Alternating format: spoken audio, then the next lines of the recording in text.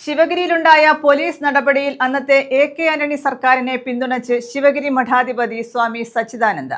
അന്നത്തെ സർക്കാർ കോടതി ഉത്തരവ് നടപ്പിലാക്കുകയായിരുന്നുവെന്നും പോലീസ് നടപടി അനിവാര്യമായി മാറിയതാണെന്നും അദ്ദേഹം പറഞ്ഞു.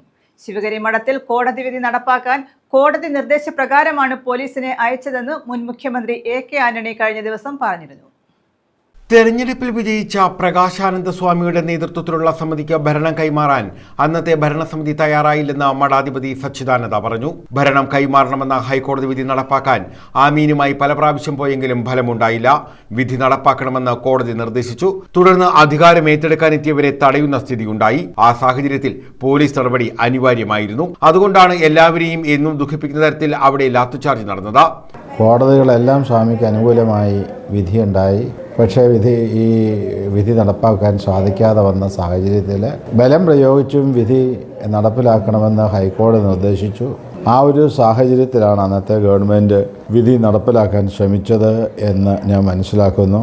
ഏതൊരു ഗവൺമെൻറ്റിനും അത് മാത്രമേ അന്ന് ചെയ്യുവാൻ സാധിക്കുകയുള്ളൂ. അതല്ലെങ്കിൽ കോർട്ട് അലക്ഷ്യമായിട്ട് തന്നെ അത് മാറിപ്പോകുമെന്നും മനസ്സിലാക്കുന്നു. പല പ്രാവശ്യം മധ്യസ്ഥ ചർച്ചകളൊക്കെ നടന്നു. ആ ചർച്ചയിൽ പലരും പങ്കെടുത്തൊരു വ്യക്തിയാണ് ഞാനും.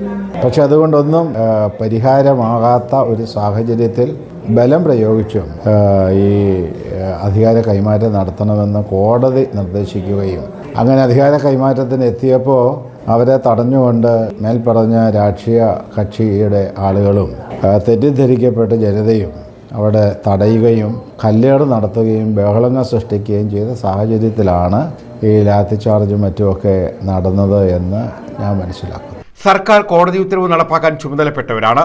അത് അവർ നടപ്പാക്കുകയാണ് ചെയ്തത്.